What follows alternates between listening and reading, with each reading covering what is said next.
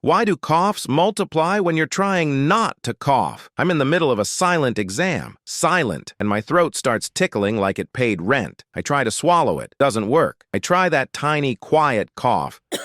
But now it sounds suspicious. People turn around like I'm patient zero. So I hold it in until my eyes water and I look like I'm having an emotional breakdown over question 3. Eventually, I explode into the loudest cough ever heard by mankind. Everyone jumps. I apologize. I fail the test anyway.